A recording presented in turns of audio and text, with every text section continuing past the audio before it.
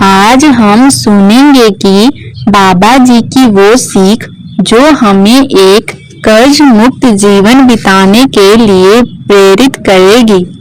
कैसे पूरा जीवन कर्ज मुक्त होकर जी सकते हैं।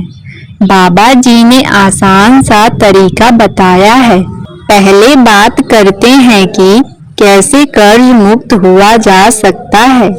संगत जी, इस संसार में शायद ही कोई ऐसा इंसान होगा जिसने अपने जीवन में कभी किसी से उधार या कर्ज न लिया हो, चाहे कोई पैसे वाला हो या ना हो।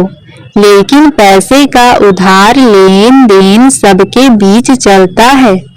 फर्क बस इतना होता है कि अमीर लोग बैंकों से लाखों करोड़ों के लोन ले लेते हैं, जबकि मध्य वर्ग या गरीब लोग जरूरत के वक्त अपने जान पहचान वालों या रिश्तेदारों से कुछ पैसे उधार मांग लेते हैं। पैसा जीवन की एक ऐसी आवश्यकता है जो हर किसी को किसी न किसी मोड़ पर पड़ती ही है। लेकिन संगत जी, कभी कभी हालात ऐसे बन जाते हैं कि कोई व्यक्ति कर्ज लेता है, वह चाह कर भी उसे चुका नहीं पाता। मेहनत तो करता है दिन रात, पर किस्मत साथ नहीं देती। फिर शुरू होता है दबाव का सिलसिला। उधार देने वाला बार बार पैसे की मांग करता है और बेचारा कर्जदार शर्मिंदगी में गिरता चला जाता है। समाज की नजरों में उसकी इज्जत मिट्टी में मिलने लगती है। कई बार तो लोग इतना टूट जाते हैं कि उन्हें अपनी मेहनत पर भरोसा ही नहीं रहता। आजकल तो बड़े बड़े बैंक भी किसी से पीछे नहीं है। लोग लोन लेकर घर या गाड़ी खरीदते हैं, पर जब समय पर किस्त नहीं भर पाते तो बैंक उनका घर और गाड़ी दोनों छीन लेता है। सोचिए, एक आम इंसान के लिए इससे बड़ा अपमान और क्या होगा। संगत जी, ऐसा ही एक सत्संगी था जो कर्ज तले दबा हुआ था और फिर बाबा जी ने उसको बताया कि आखिर वो कर्ज क्यों नहीं उतार पा रहा। इस सत्संग ने नाम दाम तो ले रखा था, पर उसका मन भजन सिमरन में नहीं लगता था। वह सेवा में बहुत आगे रहता था। हर समय डेरा जाकर तन से सेवा करता था। उसके गुरुजी बार बार उसे समझाते थे, बेटा सेवा के साथ सिमरन भी किया करो। लेकिन उस भाई का मन संसार में इतना उलझा हुआ था कि ध्यान की ओर वक्त देता ही नहीं था। यह भाई एक छोटी सी फैक्ट्री में नौकरी करता था। उसकी आमदनी ज्यादा नहीं थी, लेकिन उसी से वह अपने परिवार का गुजारा चला रहा था। घर में पत्नी और 2 छोटे छोटे बच्चे थे जो रोज स्कूल जाते थे। जिंदगी सादगी से चल रही थी, पर भीतर एक बोझ हमेशा सिर पर था। पुराने दिनों में लिया गया एक कर्ज। वह रकम पहले तो मामूली थी, लेकिन ब्याज बढ़ते बढ़ते अब 3 लाख तक पहुंच चुकी थी। यह कर्ज किसी पराये का नहीं बल्कि उसके अपने रिश्तेदार का था। संगत जी, हो सकता है आप में से बहुत सारे लोगों के लिए 3 लाख का कर्ज कोई बड़ी बात ना हो, लेकिन एक फैक्ट्री में काम करने वाले मजदूर के लिए ये रकम बहुत बड़ी होती है। रिश्तेदारी का लिहाज करते हुए उस व्यक्ति ने सालों तक अपने पैसे इस मजदूर से नहीं मांगे। उसे लगता था कि अपनों से इस तरह पैसे मांगना अच्छा नहीं लगता, मगर जब वक्त बीतता गया और एक पैसा भी वापस न आया तो उसके घर में भी बातें उठने लगी। कर्ज देने वाले की पत्नी ने अब पति पर दबाव डालना शुरू कर दिया। कब तक इंतजार करोगे? इतने साल हो गए, उसने तो कभी लौटाने का नाम तक नहीं लिया। बार बार ताने सुन सुनकर वह आदमी भी अब परेशान हो गया। अतः उसने फैसला किया कि अब वह किसी भी तरह अपने पैसे वापस लेकर रहेगा। लेकिन संगत जी, 8-10 हजार की तनख्वाह पाने वाला एक साधारण इंसान 3 लाख का कर्ज कैसे चुकाए? अगर वह सब पैसा किस्तों में देने लगता तो अपने बच्चों का पेट कैसे भरता, घर कैसे चलाता? इसलिए वह बेचारा कभी टाल देता, कभी कह देता, भाई थोड़ा सब्र कर लो। लेकिन उधर का दबाव बढ़ता ही जा रहा था। फिर एक दिन वो रिश्तेदार खुद उसकी फैक्ट्री पहुंच गया। सबके सामने उस सत्संगी भाई को डांटना शुरू कर दिया।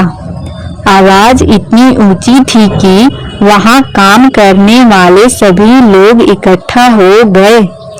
उस भाई के लिए यह पल किसी सजा से कम नहीं था। चेहरे पर लाचारी, आंखों में शर्म और ओठों पर चुप्पी। वह कुछ कह नहीं सकता था, बस नजरें झुकाकर सब सुनता रहा। धीरे धीरे मामला और बढ़ने लगा। अब वह आदमी 2-3 लोगों को साथ लेकर उसके घर आने लगा। घर के बाहर खड़े होकर जोर जोर से चिल्लाता, पैसे कब देगा? अब तो बहुत हो गया। पड़ोसी भी तमाशा देखने लगते। कोई फुसफुसा कर बातें करता, कोई ताने मारता। अब इस सत्संगी भाई की बेइज्जती सिर्फ फैक्ट्री तक सीमित नहीं रही, बल्कि उसके घर, उसके पड़ोस तक फैल गई। जहां भी जाता उसे लगता जैसे हर कोई उसकी हालत पर बातें कर रहा है। मन भारी रहने लगा, चेहरे से मुस्कान गायब हो गई। वह अंदर ही अंदर टूटने लगा। न जाने कब यह कर्ज और इससे जुड़ी शर्मिंदगी खत्म होगी। एक बार इनके गुरुजी इनके शहर में आए तो सत्संगी भाई अपनी पत्नी और बच्चों के साथ गुरुजी का सत्संग सुनने के लिए गए। और सत्संग के बाद सत्संगी भाई अपने गुरुजी से मिला और उन्हें अपनी परेशानी के बारे में बताया। उसने कहा कि गुरुजी, आप तो जानते हैं मैं डेरे में इतनी सेवा करता हूँ, लेकिन फिर भी मैं इतना परेशान रहता हूँ और अपना कर्ज चुका नहीं पा रहा। तो गुरुजी ने कहा कि बेटा, यह सब तो पिछले कर्म होते हैं जो हमें भोगने ही पड़ते हैं, लेकिन भजन सिमरन करोगे तो कर्मों को भोगने की ताकत मिलती रहेगी। तो सत्संगी भाई ने पूछा कि गुरुजी, ऐसा कौन सा पाप मैं पिछले जन्म में कराया जो मुझे यह जिल्लत भरी जिंदगी मिली है? तो गुरुजी कुछ देर के लिए अंतर ध्यान हो गए और जब वापस अपनी अवस्था में आए तो गुरुजी सब जान चुके थे। साथ संगत जी, जो गुरुजी ने बताया वह हम सबके लिए सुनना बहुत जरूरी है। उन्होंने बताया, पिछले जन्म में तू एक बहुत अमीर सेठ हुआ करता था और तू दान भी बहुत किया करता था। तो सत्संगी भाई कहने लगा कि गुरुजी, दान करना तो अच्छी बात होती है। दान करके अगर ऐसी जिंदगी मिलती है तो कोई दान क्यों करेगा? तो गुरुजी ने कहा कि बेटा, अभी मेरी बात पूरी नहीं है। पिछले जन्म में तू उस समय की मौजूदा सरकार से या यूं कहें कि बैंक से अपने व्यापार के लिए मोटे मोटे लोन लिया करता और बाद में व्यापार को घाटे में दिखाकर लोन वापस नहीं चुका था। और एक बार तूने अपने एक बहुत करीबी के दोस्त से कुछ पैसे उधार लिया था, लेकिन उसके बाद तेरी नीयत खराब हो गई और तूने अपनी दोस्ती की परवाह नहीं की और अपने दोस्त से लिया कर्ज वापस नहीं दिया। ऐसे हेरा फेरियों से कमाए धन में से तू कुछ पैसा दान कर दिया करता था। तुझे यह लगता था कि इस काली कमाई में से कुछ पैसा दान कर दूंगा तो मालिक मुझे बख्श देगा, लेकिन जब तू दान करता था तो तुझे खुद पर अहंकार होता था और जब भी तू किसी मंदिर में या किसी धार्मिक स्थान पर दान करता था तो तू वहां अपनी दान की गई राशि की अनाउंसमेंट करवाया करता था, जिससे कि समाज जान सके कि तू कितना बड़ा दानवीर है। और तू चाहता था कि सब लोग तेरी जय जयकार करें। और जब तू गरीबों को लंगर खिलाता था तो खुद को बड़ा और उनको छोटा होने का एहसास करवाता था। गुरु ने आगे बोले कि तू अक्सर यह भूल जाया करता था कि घर में रोटी देने वाला, बच्चों को पालने वाला और सबकी जरूरतें पूरी करने वाला असल में वही मालिक है। इंसान तो बस एक माध्यम है। पर मनुष्य जब मैं और मेरी में फंस जाता है तो यह सच्चाई उसकी नजरों में ओझल हो जाती है। गुरुजी ने शांत स्वर में कहा, बेटा याद रख, मालिक का दरबार पूरी तरह न्याय पर टिका है। एक एक पैसे का हिसाब इस संसार में भी देना पड़ता है। पिछले जन्म में सब तूने दूसरों से कर्ज लिया था, तब तेरे पास उसे लौटाने की पूरी क्षमता थी, मगर तेरी नीयत साफ नहीं थी। तूने जानबूझकर वह धन वापस नहीं किया। उस समय तू सक्षम था, पर अहंकार और स्वार्थ ने तुझे अंधा बना दिया। अब उसी कर्म का फल तुझे इस जन्म में भुगतना पड़ रहा है।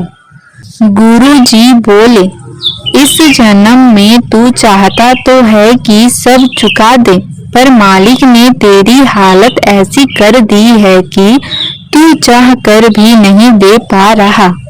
ये वही पुराने कर्म हैं जो आज तेरे जीवन पर छाया बनकर बैठे हैं। भाई की आंखों से आंसू बहने लगे।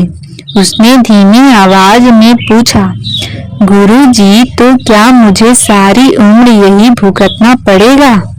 क्या इससे निकलने का कोई रास्ता नहीं? गुरुजी ने कोमल मुस्कान के साथ उत्तर दिया, बेटा, रास्ता तो हमेशा होता है। भजन सिमरन ही वह मार्ग है जो मनुष्य को कर्मों के बंधन से मुक्त करता है। जब कोई जीव सच्चे भाव से भजन सिमरन करता है तो मालिक की कृपा धीरे धीरे उस पर बरसने लगती है।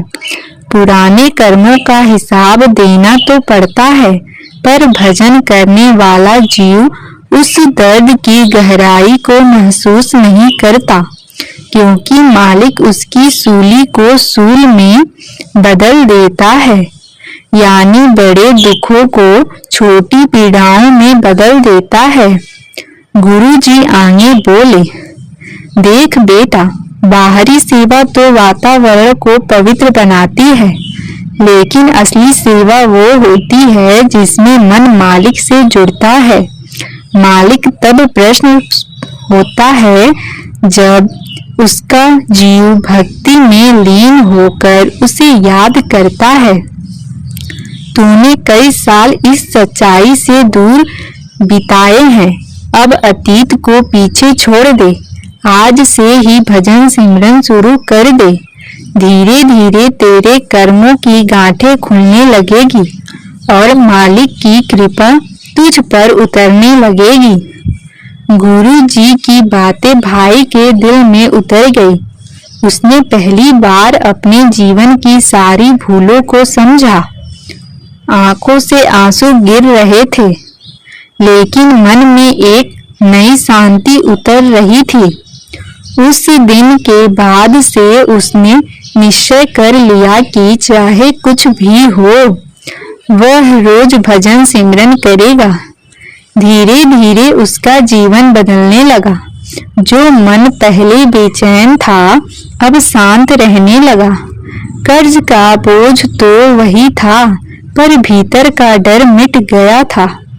अब उसे भरोसा हो गया था कि जब मालिक साथ हैं तो कोई भी कर्म ऐसा नहीं जो कट न सके। बस सच्चे दिल से भक्ति करनी है। संगत जी, बाबा जी हमेशा समझाते हैं कि भजन सिमरन ही एकमात्र वो चाबी है जिससे बंद कर्मों का दरवाजा खुल सकता है। लेकिन हमारे पास वो चाबी होते हुए भी हम उसका इस्तेमाल नहीं करते और फिर जीवन भर दुखी होते रहते हैं। संगत जी, अब हम आपकी इजाजत लेते हैं।